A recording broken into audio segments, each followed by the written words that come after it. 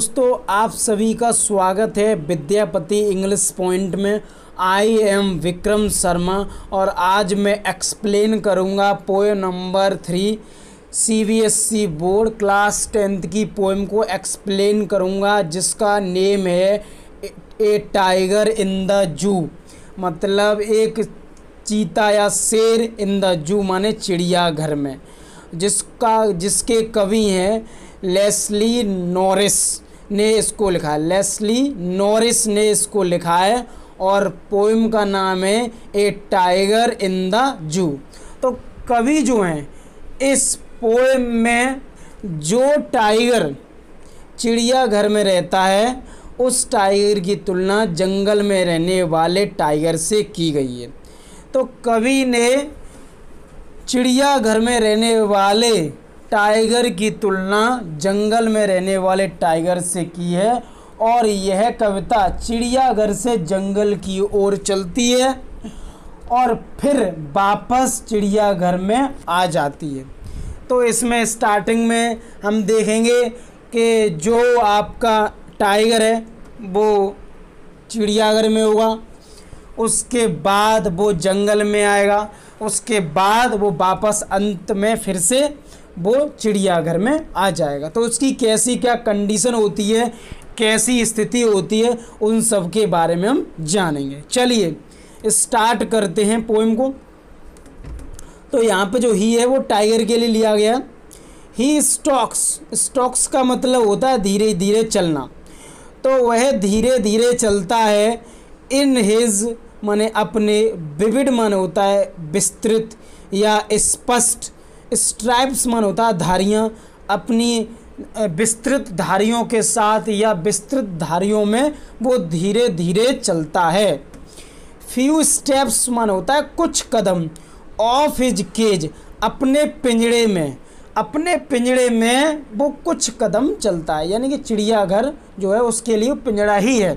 तो अपने पिंजड़े में वो कुछ कदम चलता है स्पष्ट धारियों के साथ, वो भी धीरे धीरे। ऑन पैड्स का मतलब होता है गद्दी, गद्दियों पर। बेलमेट का मतलब होता है मखमल की गद्दियों पर। बेलमेट माने मखमल और पैड्स मन होता है गद्दी, मखमल की गद्दियों पर। क्वाइट मन होता है शांत, एकदम शांत होता है।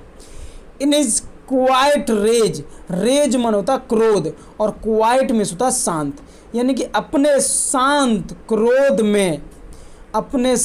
क्रोध में मखमल की गद्दियों पर शांत वो धीरे धीरे विस्तृत धारियों के साथ अपने पिंजड़े में कुछ कदम चलता है।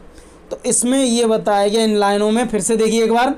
ही स्टॉक्स, वह चलता है, इन हिज विविड स्ट्राइप्स का मतलब होता है अपनी स्पष्ट धारियों में।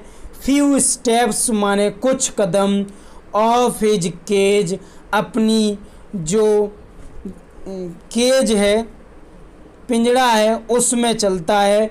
और पैड्स माने गद्दियों पर, मखमली गद्दियों पर। क्वाइट माने शांत। इन इज क्वाइट रेज का मतलब है अपने शांत क्रोध। तो अब हम देखेंगे next 4 lines.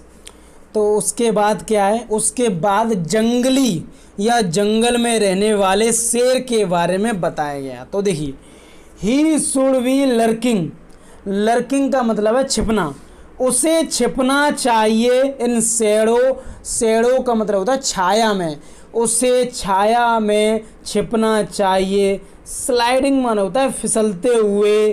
Throw long grass मन होता है लंबी घास से फिसलते हुए उसे छाया में छिपना चाहिए। नियर वाटर होल माने पानी के सुराग के पास। नियर माने पास में, वाटर होल माने पानी के सुराग के पास। वेयर मीन्स जहाँ। प्लम्प माने होता है मोटे मोटे। डियर माने हिरन। पास माने गुजरते हैं, जहाँ मोटे मोटे हिरन गुजरते हैं। तो इसको हम फिर से एक बार देखते हैं। ही शुड बी लर्किंग, उसे छिपना चाहिए इन शैडो माने छाया में, स्लाइडिंग माने फिसलते हुए, थ्रो लॉन्ग ग्रास लंबी घास से फिसलते हुए उसे छाया में छिपना चाहिए। नियर माने पास में, वाटर होल माने होता है पानी के सुराग के पास में, वेयर मिस जहाँ, प्लम्प माने होता है मोटे मोटे, डियर माने हिरन और पास माने गुजरते हैं। तो अब हम देखेंगे नेक्स्ट 4 लाइन।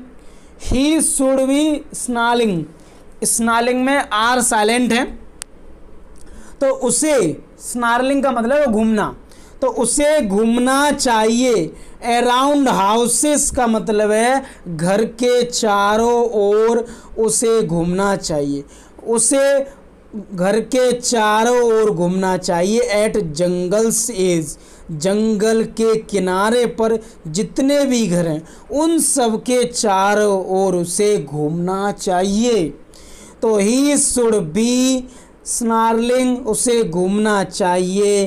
अराउंड माने चारों ओर, हाउसेस माने घरों के चारों ओर, एट जंगल्स एज जंगल के किनारे पर। वियरिंग माने दिखाते हुए, हिज वाइट फिंग्स, फिंग्स का मतलब होता है दांत, अपने दांतों को दिखाते हुए। हिज क्लेव्स माने अपने पंजों को दिखाते हुए, क्लेव का मीन्स होता है पंजे, अपने पंजों को दिखाते हुए। और टेरराइजिंग का मतलब होता है डराते हुए, विलेज मीन्स होता है गांव को डराते हुए। तो आपने देखा कि शेर का काम क्या होता है, डराना। जैसे ये आता है तो ये सबको डरा के रख देता है, तो वही चीज़ बताई गई है कि उसे घरों के चारों ओर घूमना चाहिए जो जंगल के पास हैं, और अपने सफ़ेद सफ़ेद दांतों को दिखाना चाहिए और अपने पंजों को दिखाना चाहिए और गांव को डराते हुए। तो ये इसमें एक्सप्लेन किया गया जंगल में उसकी क्या कंडीशन होती है। तो अब हम देखेंगे नेक्स्ट 4 लाइन। बट लेकिन ही इज़ लॉक्ड, लेकिन वह लॉक है मतलब बंद है। इन अ कॉन्क्रीट सेल माने सलाखों में या पिंजड़े में वह बंद है, लेकिन उसकी स्थिति बहुत खराब है। बट लेकिन ही इज़ लॉक, वह बंद है। इन आर कॉन्क्रीट सेल माने सलाखों में या पिंजड़े में बंद है। हिज स्ट्रेंथ माने उसकी ताकत, बिहाइंड माने पीछे है, बार्स मन होता है सराखों के पीछे है या पिंजड़ों के पीछे उसकी स्ट्रेंथ माने शक्ति है। स्टॉकिंग माने होता है धीरे धीरे चलता है। लेंथ मन होता है लंबाई, ऑफ हिज केज जो उसका पिंजड़ा है उसकी लंबाई में, उसकी लंबाई तक वो धीरे धीरे चलता है। इग्नोरिंग मन होता है नज़रअंदाज कर देता है। विजिटर्स मन होता है दर्शक, जो भी दर्शक उसे देखने आते हैं वो इसको अवॉइड कर देता है, मतलब उसे देखता ही नहीं है, इस प्रकार से लगता है उन सभी को वो अवॉइड कर देता है। तो क्या बताया गया इसमें लाइनों में, फिर से देखते हैं। बट लेकिन ही इज़ लॉक्ड, वह कैद है। इन अ कॉन्क्रीट सेल, सराखों में या पिंजड़े में वह कैद है। हिज स्ट्रेंथ माने उसकी शक्ति, बिहाइंड बार्स सराखों के पीछे है। स्टॉकिंग माने टहलता है धीरे धीरे। लेंथ माने लंबाई के साथ, जो उसकी पिंजड़ा है उसकी लंबाई में वो टहलता है। इग्नोरिंग माने नज़रअंदाज कर देता है। विजिटर्स का मतलब होता है जो दर्शक होते हैं वो उनको नज़रअंदाज कर देता है। लास्ट की हम 4 लाइन देखेंगे। ही हियर्स, वह सुनता है। लास्ट वॉइस का मतलब है अंतिम आवाज़ को सुनता है। एट नाइट मन होता है रात में वो अंतिम आवाज़ सुनता है। तो ही हियर्स, ही वह, हियर्स सुनता है। लास्ट वॉइस माने अंतिम आवाज़। एट नाइट माने रात में। रात में वो अंतिम आवाज़ सुनता है। कौन सी अंतिम आवाज़? पेट्रोलिंग कार्स का मतलब है चलती हुई कारों की आवाज़ को वो सुनता है। ये जो कारें चल रही हैं या जा रही हैं, तो चलती हुई कारों को वो अंत में उनकी आवाज़ों को सुनता है। एंड स्टेयर्स मन होता है ध्यान से देखता है। स्टेयर्स मन होता है ध्यान से देखना या टकटकी लगा के देखना। विद हिज ब्रिलियंट आइज, शानदार आँखों के साथ देखता है।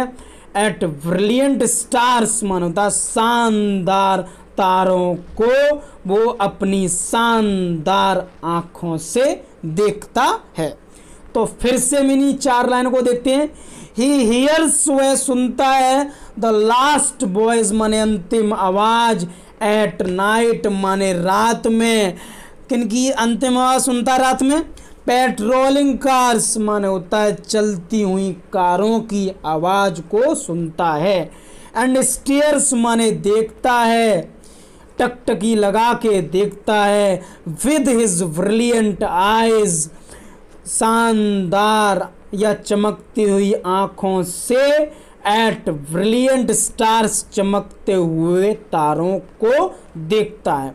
आई थिंक, मैं आशा करता हूँ या मैं सोचता हूँ कि ये आपका चैप्टर एकदम क्लियर हो गया होगा। इसकी राइमिंग स्कीम के बारे में और थोड़ा मैं आपको बता दूँ। देखिए, राइमिंग स्कीम में सबसे पहले देखेंगे हम, कोई सा भी 4 लाइन देख लो, इसमें बहुत सिंपल है, सेम है। जैसे मैंने लिया सेल, तो सेल में मैंने ए बना लिया इसको, और एल वाले को मैंने ए बना लिया, तो ये ए हो गया। फिर मैंने एस वाले को बी बना लिया, तो एस जो है वो दूसरे में है और चौथे में, तो ये बी हो गया। उसके बाद है केज, इसको मैंने सी बना लिया है। तो क्या बनेगा इसका rhyming scheme? A B C B. तो क्या बनेगा? A B C B. सभी जितनी भी लाइंस दी हैं, इन सभी में इसी प्रकार का सिस्टम है। कोई सी भी लाइन लीजिए आप, सभी में राइमिंग स्कीम इसी प्रकार से है। ए बी सी बी इसी प्रकार से दिया गया सभी में। तो आप समझ गए होंगे राइमिंग स्कीम के लास्ट का वर्ड सबसे पहले क्या? एल, तो ए, फिर दूसरे में एस है तो वो बी ले लिया है, और तीसरे में ई है तो उसे सी ले लिया है, फिर लास्ट में भी एस है तो वो भी बी है।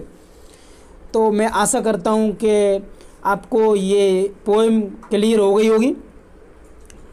और अगर आपको ये वीडियो पसंद आए हो तो ज़्यादा से ज़्यादा इसे शेयर करें, उन सभी स्टूडेंट तक पहुँचाएँ जो क्लास 10th CBSE बोर्ड में हैं। ज़्यादा से ज़्यादा शेयर करें, प्लीज़ शेयर, ज़्यादा से ज़्यादा शेयर करें इसे। Thank you very much for watching my video.